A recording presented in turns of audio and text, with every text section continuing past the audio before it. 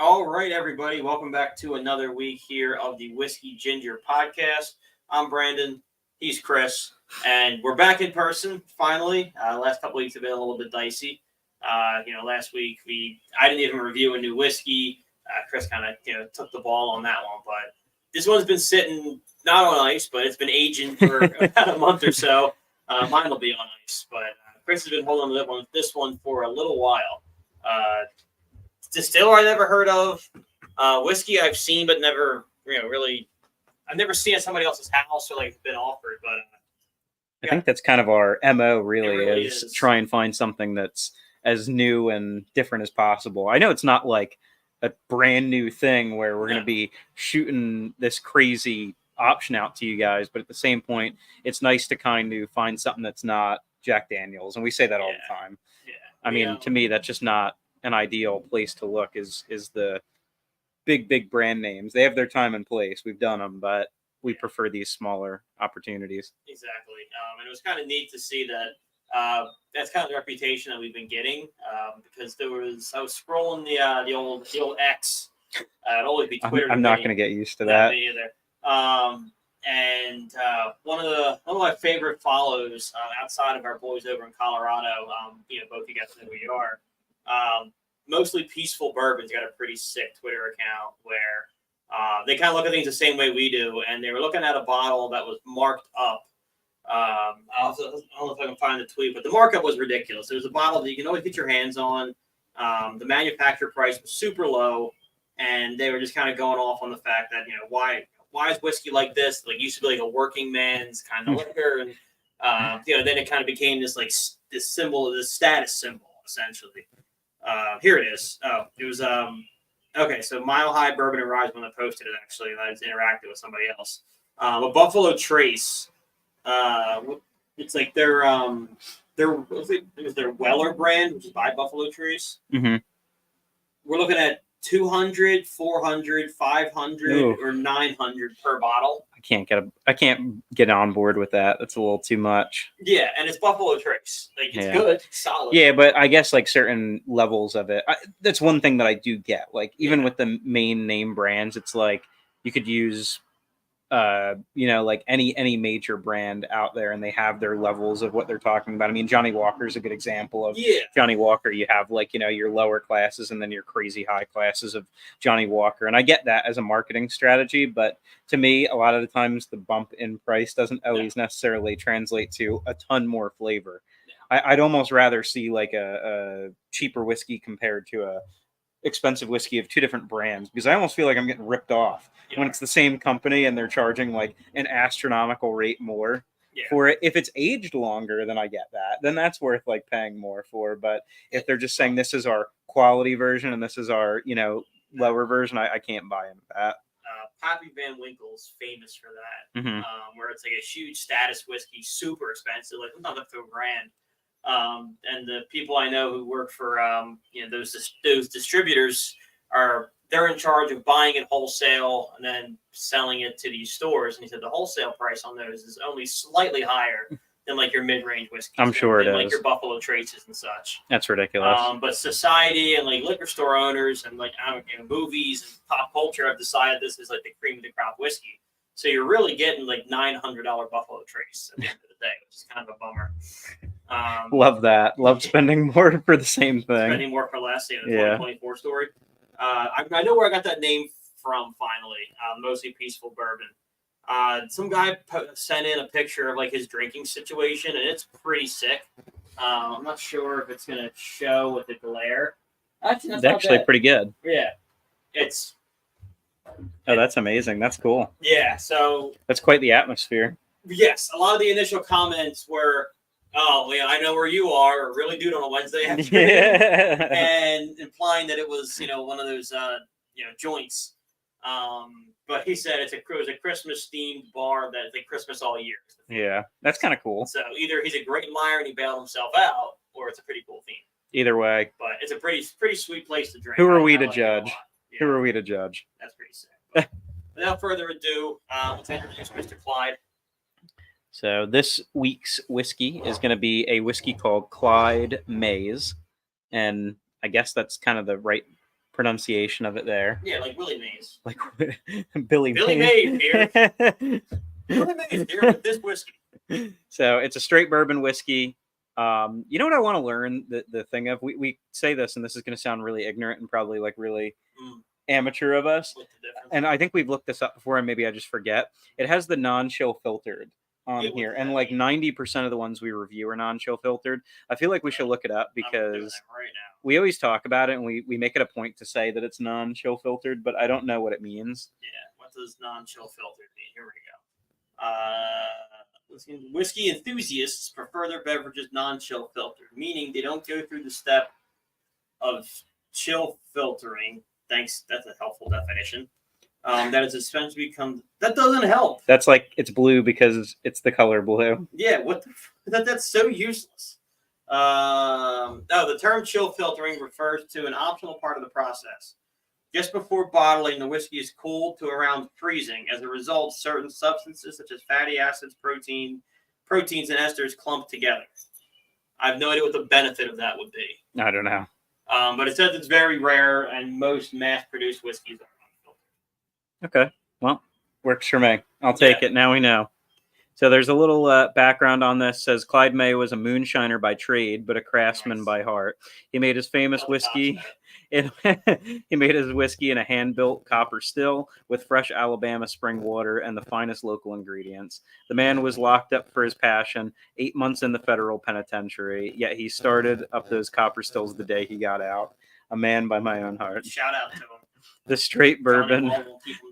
The straight bourbon honors Clyde's dedication to the craft. We use simple ingredients and patient aging process to produce a fine, easy drinking spirit.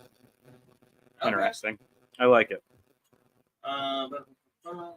You got a pretty scathing review here by Breaking Bourbon, who I've never read anything from, but they were the top search result on Google, which means they are the foremost authority on all things. And they didn't like it?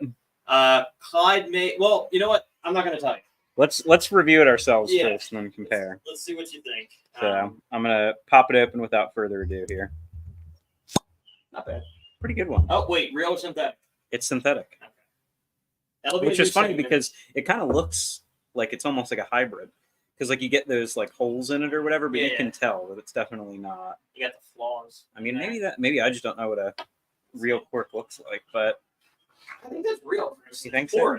Yeah. The other ones are plasticky. Yeah. This might be a real cork. We're turning into like Hollywood. Are they real or are they fake?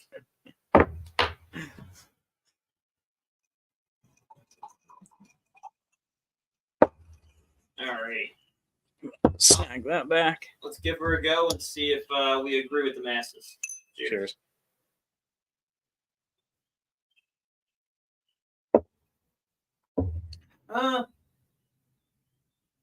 Watery to you? It is a little bit watery.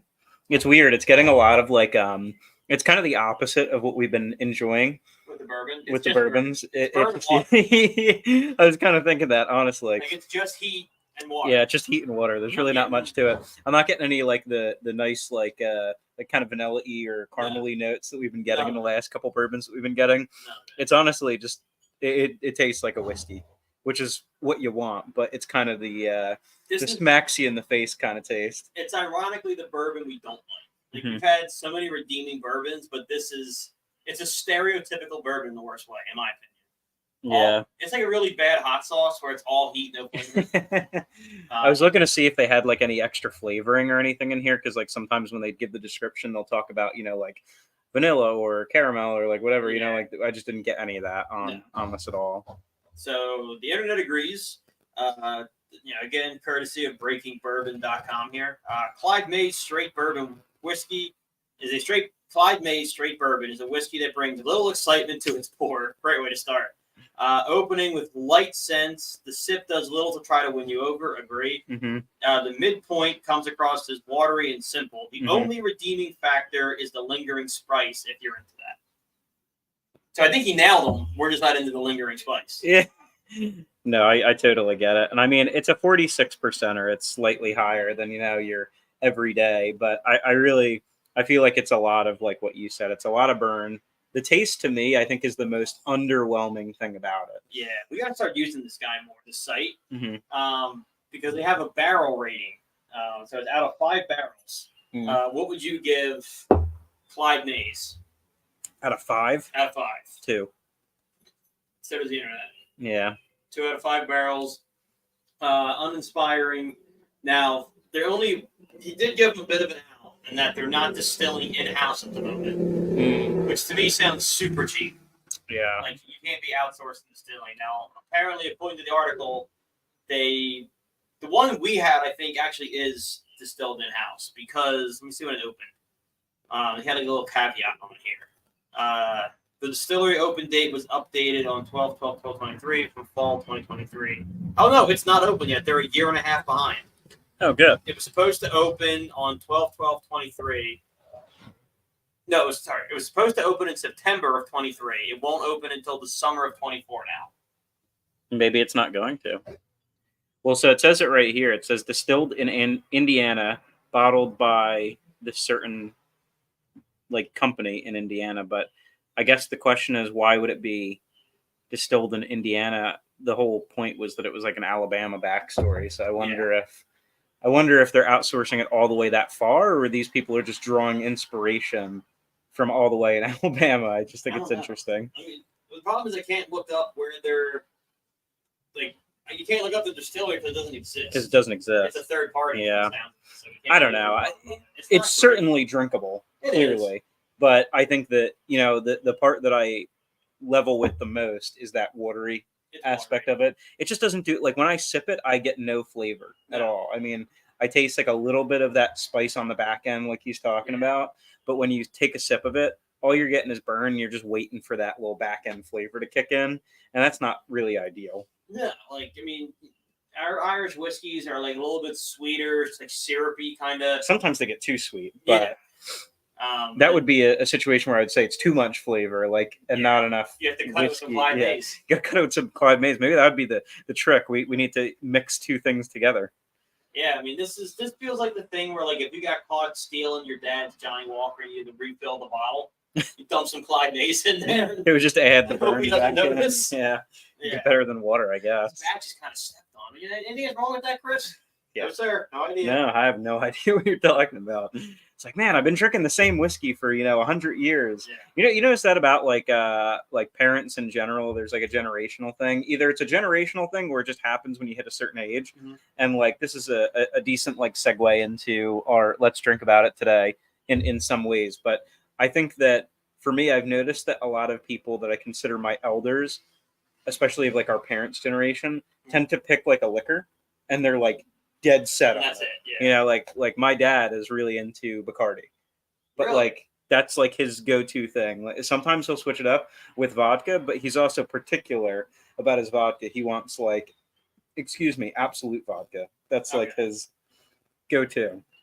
Okay. We came into this without really a plan on what to talk about in the second half. And we do have something that we're going to get into, but thinking about drinking this and thinking about the kind of whiskey that it is, kind of got me thinking about how you would drink this. I'm trying to not give away the lead here, but this is something you drink quickly and in small portions. A shot? Yes. So I was curious to find out what the most popular shots in America are. I would be willing to bet Clyde Mays is not on that list. No, so some of these are overall. Mm-hmm. But if you had to take a run at the top 5, let's say, what do you think the top 5 most popular shots in America are? By brand or by spirit? Tequila, number 1. Oh, it doesn't have to be in order. Oh, it doesn't have to be in order. No. Tequila, whiskey, vodka. I feel like you're gonna go down the line anyway. Rum, gin. I don't know who's taking gin shots. Gin. Yeah. All right. So in actuality, it is. Oh, it's an ad. Number 1 shot is Jaeger. Gotcha. According to a straw poll. Really? Ew. Who is out there shooting Jaeger like that? Actually, First of all, unless it's ice cold, it's miserable anyway, yeah, that shit. and it's still not that good. That list fucking sucks. Okay, this one's bad. This one's off toast. Okay, yeah. So the top 10 most popular shots ordered at a bar: tequila, vodka, Jaeger, Kamikaze, Lemon Drop, B-52, Car Bomb, Sambuca, yikes, Fireball, and liquid cocaine. Clearly, they don't live on the East Coast because green tea shots were not on there. Green tea would dominate on the East Coast. I feel like you need to divide the country, or divide your polling in order to make that work. Because honestly, I feel like green tea, lemon drops, Jameson shots are huge in this area. It's tequila shots are.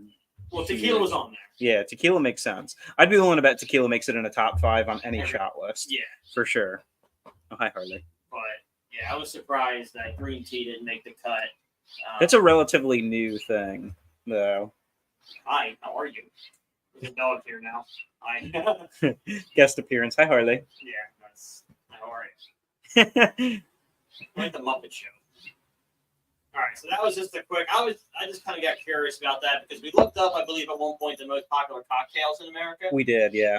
But we never got into the most popular shots. The problem is it's just so subjective, and you don't really know like where these polls are coming from. Well, I was hoping to find something by volume of sales. Yeah, which would be more statistical, but that's not really what you get on those websites when you're doing like the quick search. We'd have to like compile actual evidence and make that kind of thing happen. Yeah, and that sounds like an awful lot of work for it is. But the answer. There's one other while we're on this topic. I found some financial evidence on the top beer sales. Okay. By Yahoo Finance, so at least somewhat. So even just despite their little, flop there, Anheuser-Busch still number one. Bud Light, which held the top spot as the top selling beer in 22 with a 13% market share, has dropped to less than 19% market share. Oh God! So it has made a difference. Yeah. But those Statista, here we go. Best beers ranked 2023. So this is about a year out. All right. So this is in 2023. We're not going to do the whole list. What do you think was the number one beer of 2023? Corona.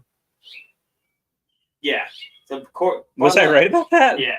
Okay. Bud Light and Corona are tied at 87, followed very closely by Budweiser. Miller Lite. It was a surprise. So Miller Lite is in 5th.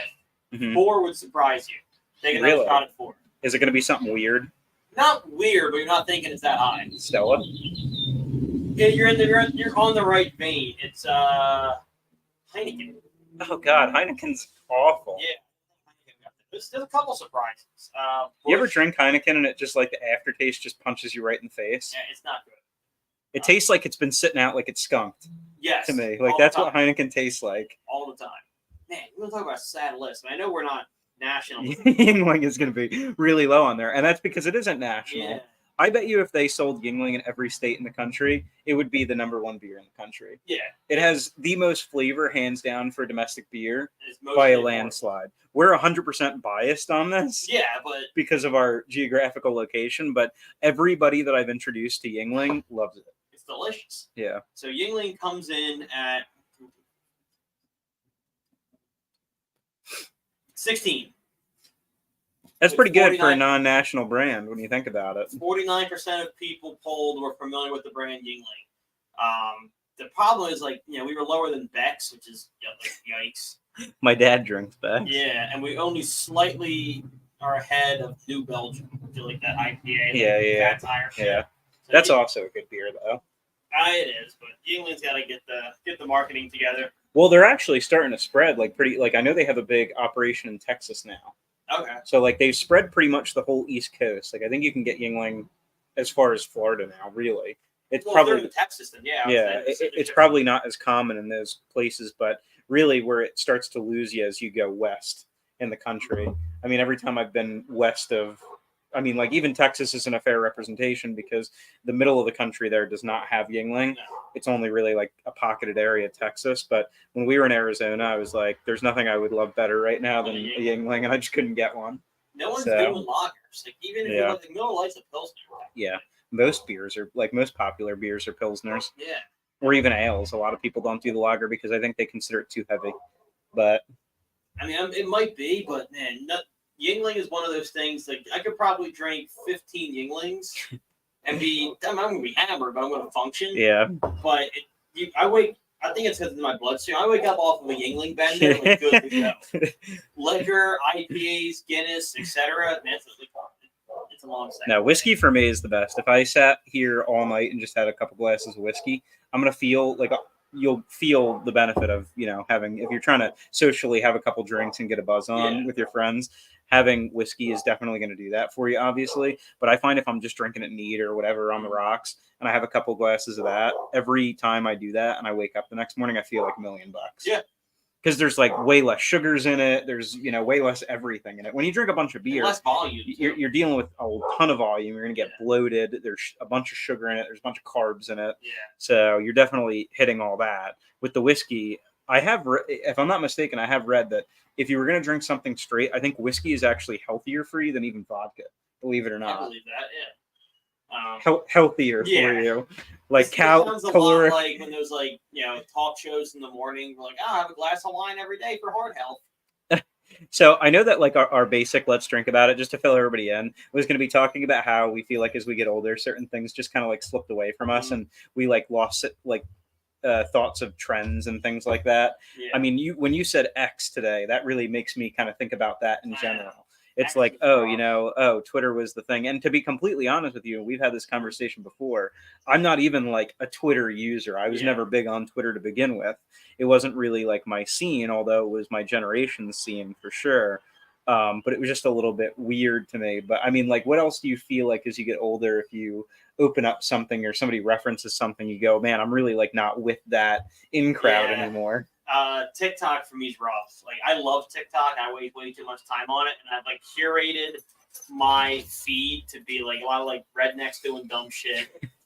There's a lot of great DIY on TikTok that I like it's stuff that I'm interested in. But every once in a while they'll slip something in. Yep. And it'll be like, these two like college freshmen doing the latest trend dance. Mm-hmm. And all the comments underneath are like bop, bop, boposaurus rex, bop, bop. I'm like, what the and I became that person. I have to go to Google, type in Urban Dictionary, and look at what the kids are saying. And I'm like, what the fuck is a bop? Like I'm missing something here. Yep. So like TikTok for me makes me feel ancient. You know what the one that got me was? It was that like I couldn't even tell you who the person was. It's a streamer. He did the It's Tuesday thing that like turned into like a meme. What's up, brother? People started like talking about that, and I just started getting really confused because, like, to your point, I was watching a couple TikToks or videos or whatever, and I noticed that kept getting brought up by different people. And I said, this has to be a meme or something. Yeah. And then I looked into it and I said, holy shit.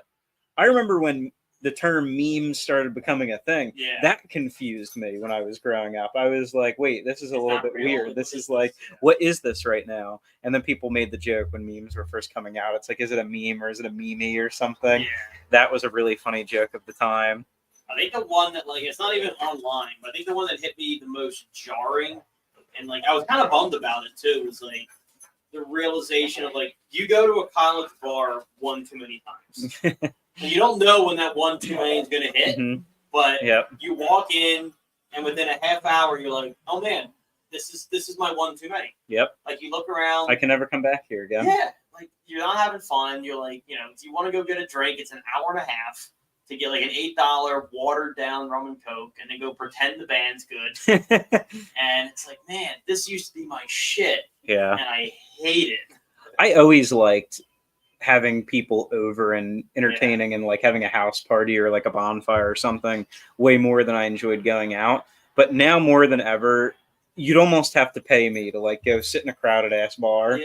Like, as crazy as it sounds, you and I have been there before, and it's not going to give us away too much. But like going to Molly's, like I can't really justify that much nowadays. If I'm going there, it's the last drink of the night, hear a shitty band play for a little bit, and enjoy it, and that's about it. But like, you couldn't pay me to be in there for more than like an hour.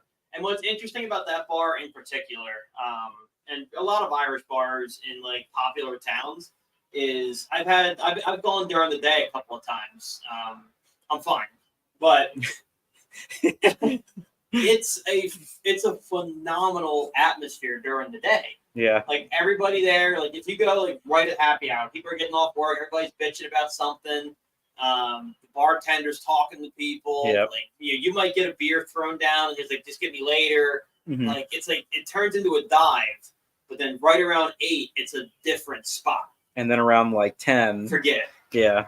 Like I would always take like the way you look at a home hang is it's the way I feel about a dive bar. Yeah.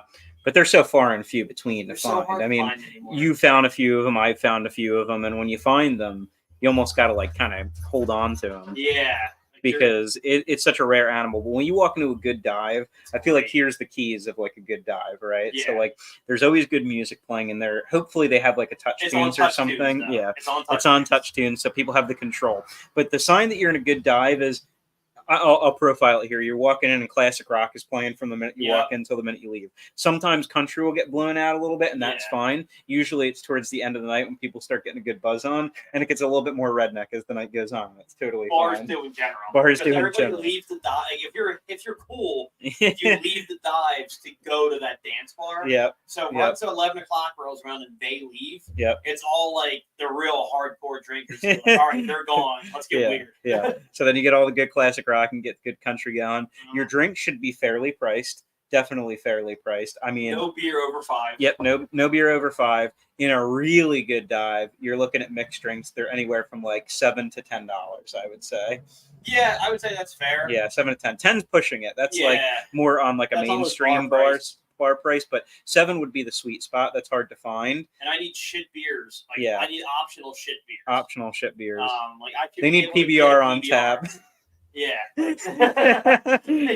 A PBR on tap. And then on top of that, you need to have random ass people that you've seen in passing but don't know their actual name. You have to be reminded every time you see them. Have to come up and strike a drunken conversation with you for at least 20 minutes. Or if you're in an area you don't know, you need characters at the bar. Correct. Yeah. Like the couple that we've gone to in just completely like unusual areas, like you sit at the bar. No one sits at a high top. You sit at the bar. And it might as well be empty everywhere else in the place. And you start scouting. Like you see a dude making his own drinks. Like I'm going to talk to that guy. You see another guy bringing shit from home. Yeah. I'm interested. Yeah. You need a couple of those guys. When you see a guy making Fairlife. Yeah, the chocolate milk drinks. Fairlife chocolate milk drink. Yeah. At the bar. That was a crazy one. If everybody around there, and the key is like, if you're there for a while. If they're still talking about work after the first hour, it's time to leave. You're not at the dive bar. Yeah. Work should be an hour. After that, it should divulge into just ridiculousness. I agree. No one talking about like, my 401k is doing pretty good, but I thought about switching to Roth. Like, either that guy's got to go or you got to go. You might not be in the right spot. If it's like boss man humor, like, this dumb new guy, totally cool. Love it. But no serious convos after the first 60 Talking about beer darts accidents, things like that. That's the kind of crowd that you want to be in. Yeah. Did you hear about Craig? Yeah. He may not see again. Is he still playing darts on Tuesdays? Yeah, he's playing darts on Tuesdays. It makes me want to go to a dive bar. It's the best. Because they are the best. Yeah. There's only one where I live. And I mean, to your credit, they do.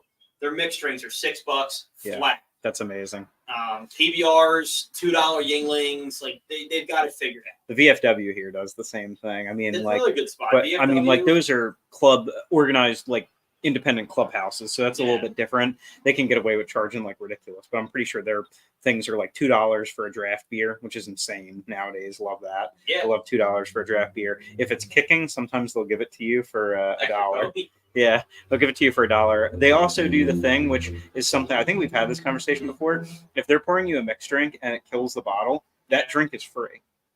Which is like a really old school tradition for like dive bars in general.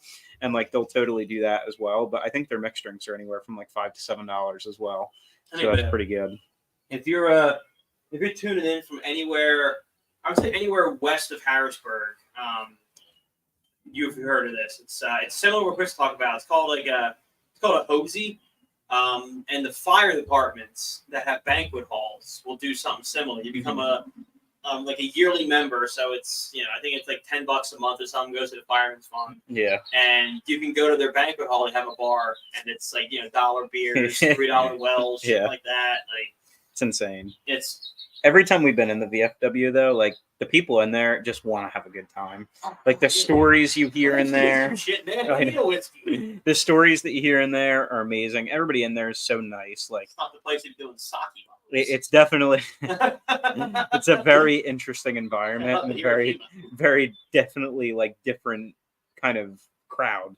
But I enjoy going in there. It's really a blast. And our membership there is like $30 for the year. Yeah. So like it's insane. It's kind of ridiculous. But I think if I was like ever to open a bar, it would have to be a dive. yeah. Like do 5 or 6 menu items really well, super cheap beers. Yep. Like I want it to be the place where, you know, locals come and hang. And if somebody comes in with like a collar and there's like short khakis that like a record scratches somewhere, so you don't get out. You don't belong here. That's really funny. That would be a dream. Open up the Whiskey Gingers bar. We did talk about that. So we have stages. So we have the Whiskey Gingers podcast has to do well enough for us to justify making a Whiskey Gingers whiskey. Yeah. And then when the Whiskey Gingers whiskey is popular enough, then we make a Whiskey Gingers bar. Yeah. And then to fund the bar, we go back and do the Whiskey Gingers distillery experience to keep the lights on at the bar. Maybe it's attached to the bar, so that way it's an all-in-one. Yeah, like Bluebird put the distillery in the back. Yeah, exactly. I don't hate that at all. But that's 31 minutes, folks. So thanks for hanging out. We clearly didn't like this whiskey, but it also goes to show that Chris and I may have a little bit of a conversation with a professional because we both poured a second glass of the whiskey we said we didn't like. That's okay. It's more of a socializing experience. That's the last thing I want to get into. Actually, I just thought about this the other day. I was at an event and I was there with my buddies initially, and I wasn't drinking. And then it became 5 people, then 10, then around the 15-person mark.